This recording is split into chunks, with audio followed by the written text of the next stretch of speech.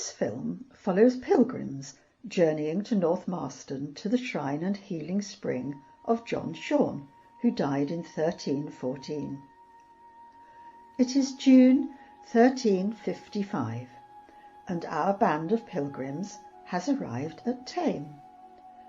Their journey to North Marston, to the holy well and shrine of John Schorne, would be 20 miles over open country as the crow flies, and would take them 3 days. They numbered 8, 6 men and 2 women. 3 of them were significantly slowed by the effects of gout, and over uneven ground or climbing gradients they needed much help and support from their fellow pilgrims to make any progress. The pace of the group was that of its slowest member.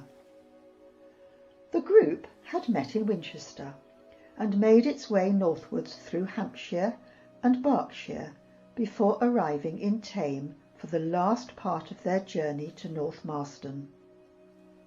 On this last leg, and as they got closer to North Marston, they would later merge with other pilgrims travelling from the east and west. The group had no formal leader, but one of them, Simon, was an experienced pilgrim who had travelled to Schorne's shrine before. Simon had numerous previous pilgrimages to his name, as indicated by the array of pilgrim badges on his hat. In fact, he was a professional pilgrim who undertook pilgrimages on behalf of wealthy patrons who had made bequests in their wills for a pilgrimage to a designated shrine for the good of their recently departed soul, languishing in purgatory, in the belief that they would acquire a remission, thus speeding their transit to heaven. The group tended to listen to Simon's guidance based on his experience. For most of the others, this was their first pilgrimage, and every day was fraught with challenges and the threats posed by the devil, seeking to thwart their objective of cleansing their souls. Most of these challenges arose from crossing open countryside without roads or signposts. Apart from the risk posed by the environment, rivers, marshes, dense woodland, getting lost, an equally concerning risk came from robbers and vagabonds, for whom the relatively wealthy pilgrims were a prime target. Many pilgrims carried a stave, and 2 of the group were big, strong men who deterred the unwelcome attention of thieves. One of the group was an old friar who acted as the group's priest. He alone could enter some of the monastic places they visited, such as the church at Notley Abbey and the monastic college church at Quainton. He was entirely dependent on alms and charity, and was the poorest but most learned member of the little band. Before looking at their journey, we need first to understand why did people go on a pilgrimage. There are 4 key reasons. Firstly, to earn indulgences, remission from purgatory, or penitence, the forgiveness of mortal sins. They believed that purgatory was a place where the soul went after death to be tortured and purged of sins. Only sin-free souls were allowed to enter heaven. As a rule of thumb, the greater the hardship created by the pilgrimage, the more effective it was to earn remissions. Secondly, to give thanks for salvation from death or disease. In the years following the Black Death, when between 1/3 to 1/2 of the population died, there was a massive surge in grateful piety. The Great Pestilence, as it was known, was commonly believed to have been a punishment from God for man becoming too self-obsessed and materialistic. It was believed that the plague was sent to force people to show more respect for God. Thirdly, to pray at the shrine of a saint with healing powers. A number of cult saints were associated with curing specific diseases, so pilgrims with those afflictions were drawn to the shrine of their particular healing saint. Schorne's shrine and holy spring were famous for curing gout, as well as other ailments. Fourthly, to earn a payment from a testator. People realised that after death their soul could languish for a long time in purgatory unless they had taken steps to reduce the duration of the purging, either through the intercession of a saint to whose shrine they had left bequests, or through a bequest for someone to undertake a pilgrimage in their name, thus earning a remission by proxy. What time of year were pilgrimages made? Generally April to September, given there were no roads and much of the pilgrim routes crossed open country. Winter weather would have made the journey far too hazardous. Easter was regarded as the start of the pilgrimage season, and they had tapered off by Michaelmas, 29th of September. Who goes on pilgrimages? All classes, but you needed to be able to afford not to work for weeks or months. Some pilgrims had to be carried, some rode on horseback. Some wealthy pilgrims had an entourage of servants and helpers. Others were sponsored to go on a pilgrimage. Poorer pilgrims depended on alms that they received on their travels. Giving alms to pilgrims was considered to be good for the soul. When were pilgrimages popular? Although some were established by the 12th century, there was a surge in piety following the Black Death, 1347, and pilgrimages continued to be popular through the 1400s, but declined by the early 1500s. Pilgrimages to North Marston were the third most popular in the country, after Becket's Shrine at Canterbury and the Shrine of Our Lady at Walsingham.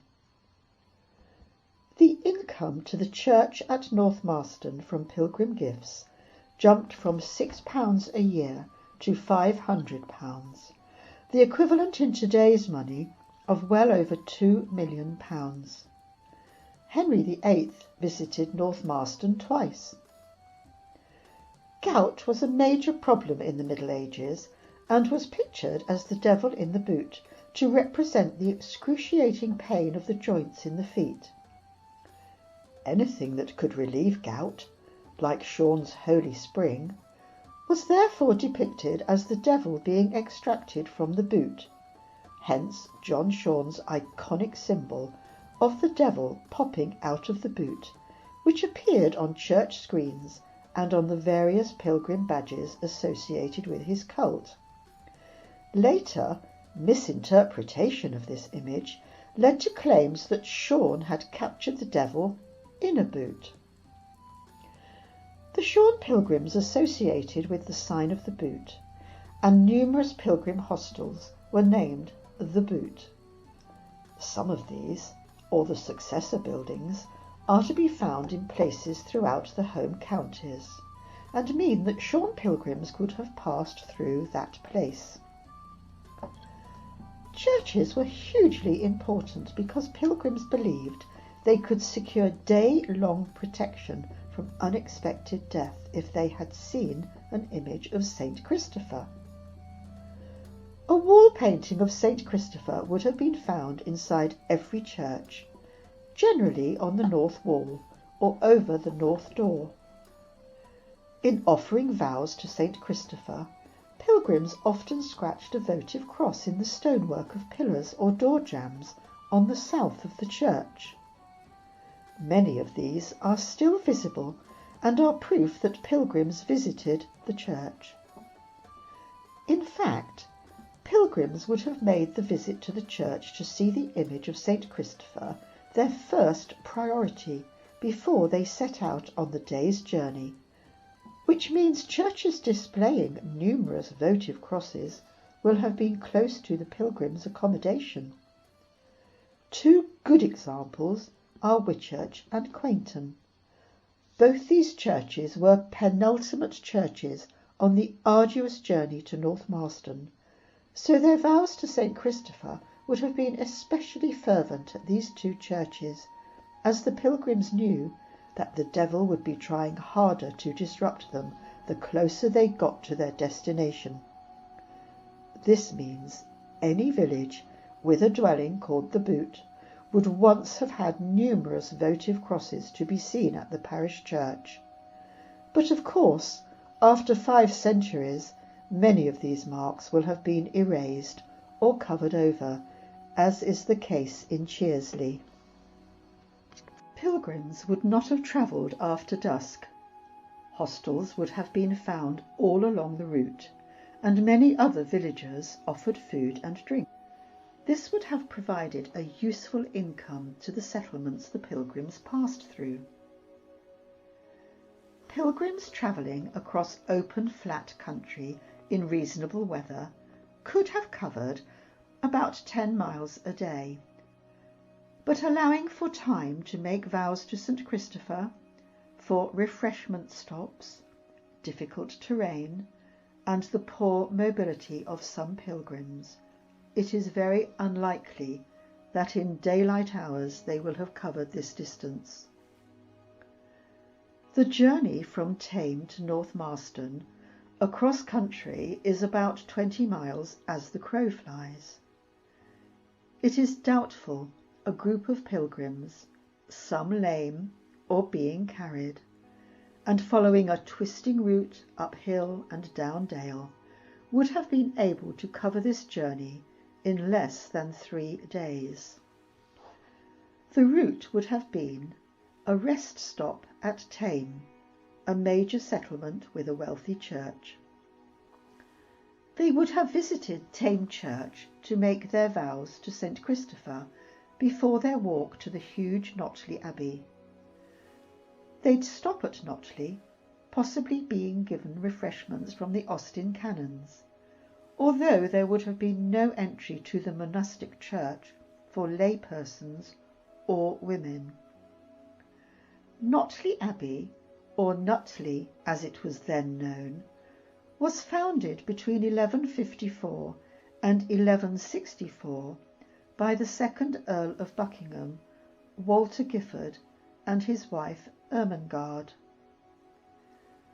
The abbey was dedicated to the Virgin Mary and St. John the Baptist, and was made to house Augustinian canons. Notley Abbey was one of the richest Augustinian monasteries in the Oxford region, and by far the largest in Buckinghamshire.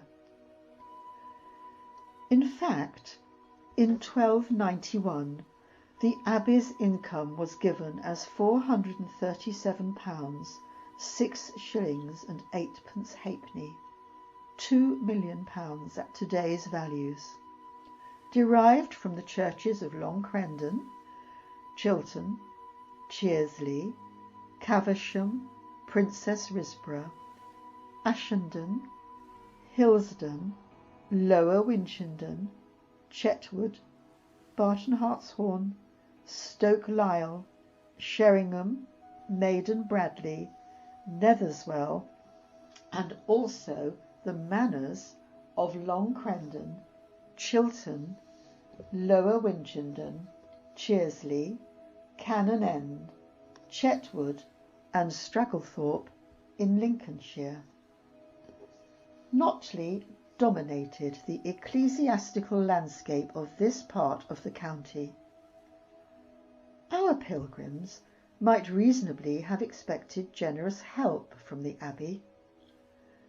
But 10 years before their arrival, an inquiry was made as to the rights by which the canons of Nutley held so many churches, as they were found to be destitute of vicars, and it was noticed more than a century later that the churches belonging to this house were ruinous and badly served. It seems that despite its wealth, the abbey was reluctant to spend money on its wider responsibilities. In 1374, it was formally stated that the abbey had suffered severely from the great pestilence and was not able to maintain hospitality. So it seems our band of pilgrims in 1355, a mere 7 years after the pestilence, will have received a limited reception at the abbey and headed for Chearsley soon after arriving. As the pilgrims left Notley Abbey heading towards Chearsley, they will have followed the boundary of the Burnwood Forest, which is now known as the Burnwood Jubilee Way, which runs through Chearsley. Burnwood Forest was a huge medieval forest covering 50 parishes in Oxfordshire and Buckinghamshire. It was a royal forest founded by Henry II, where deer were managed as a source of fresh meat and for sport. Penalties for felling trees or killing deer in the forest were quite severe, and Chearsley is mentioned in court rolls from the early 1300s in relation to infringements in the forest. In 1298, the wood of Oakley, which formed part of the forest, was in the hands of the abbot at Notley. On leaving Chearsley, the remainder of the pilgrim's journey was within the forest, which had a distinctive open landscape consisting of a mosaic of pasture, arable, meadow, heathland settlement, and woodland. Many of the parishes within the Burnwood Forest have names reflecting this location: Wootton Underwood, Grendon Underwood, Woodham, and Kingswood being examples. From Notley Abbey it was a short walk to Chearsley. They approached Chearsley shepherded by one of the canons from Notley Abbey. They would have seen a small cluster of cottages. The village numbered no more than about 30 families. The walls of the little cottages appeared smoother than the traditional wattle and daub, and the friar explained they were covered in a render using something called witchert, which in the old tongue meant white earth, unique to this area. A deep, narrow track passed through the village, and their guide took them along this track. After a short distance, a spring emerged at the side of the track, and a stone-lined trough enabled them to gather fresh water. A local resident at the spring told them this was called Stock Well, and the friar noted that in the old tongue this meant a spring by a stump. After drinking some of the water, they retraced their steps a short distance back along the track, and came to a small, low building with a thatched roof that served as a chapel of ease for the abbey. The canon told them the chapel was dedicated to St. Nicholas. The pilgrims looked through the open door and were comforted to see the image of St. Christopher inside, something they would return to the next day, having found somewhere to spend the night in safety. The image of St. Christopher was still visible over 600 years later, when local resident Dennis Lane mentioned it in his 1977 publication, A Short History of Our Village. Nowadays the image has disappeared, although the patch of discoloured wall over the site of the former north doorway indicates where it was. A local woman guided them to a cottage a short distance from the church. The pilgrims were relieved to see the sign of the boot hanging outside, and straightway recognised this as a welcome rest stop, where they would receive food and a night's rest.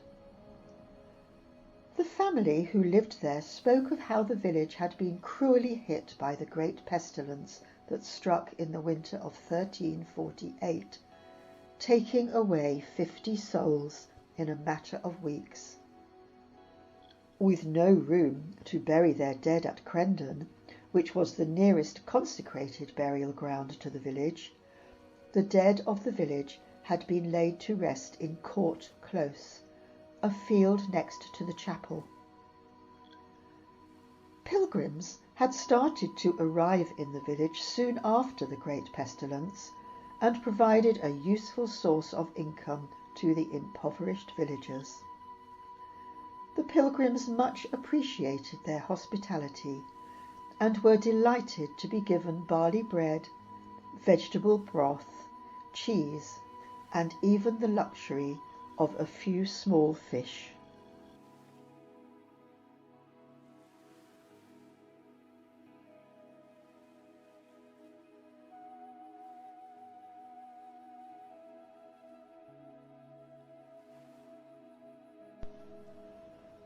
At first light, they made their way to the chapel. On seeing the image of St. Christopher, they fell to their knees and prayed earnestly for his protection that day, scratching small crosses into the stonework around the south door as evidence of their vows. The erosion of time and multiple lime washings have now erased the traces of their votive crosses. They then walked the short distance to Stockwell and filled their drinking flasks or scrips. When all were ready, Simon led them out of the village towards their next destination, the tiny village of Nether Winchenden, a few miles to the north. He took them across a large open field called Moorfield, before crossing the boundary into the land of the manor of Nether Winchenden, another small settlement under the patronage of Notley Abbey, and like Chearsley also having a chapel of ease dedicated to St. Nicholas. They passed through Nether Winchenden without spending much time there, as they were keen to cover the hilly, challenging miles to the next settlement. It is likely some of the Schorne pilgrims travelling from the west will also have passed through Wadston, as the votive crosses on the church stonework suggest pilgrims resting overnight there. But our group from Chearsley would have been keen to get to Quainton by dusk, as they knew there was accommodation there. They followed a track that ran northward from the side of Wadston Church.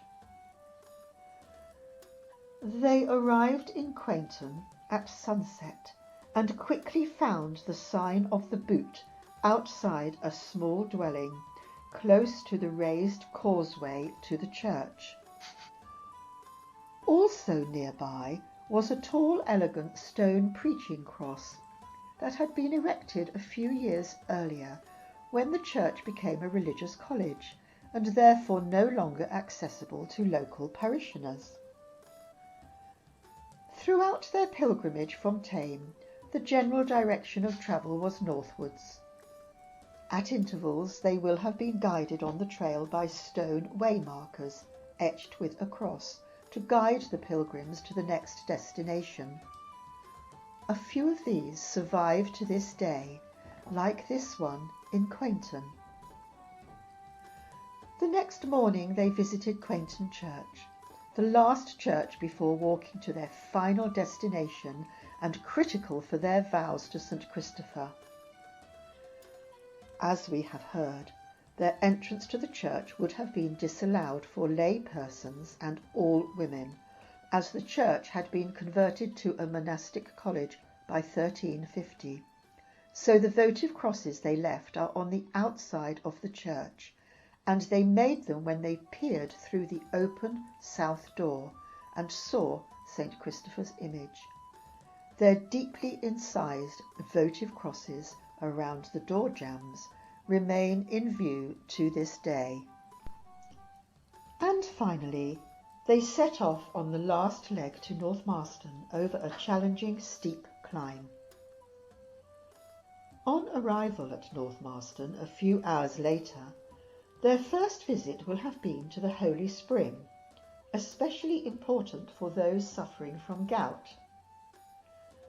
They will have met many other pilgrims in the village. Close to the spring there were several hostels and places offering refreshments.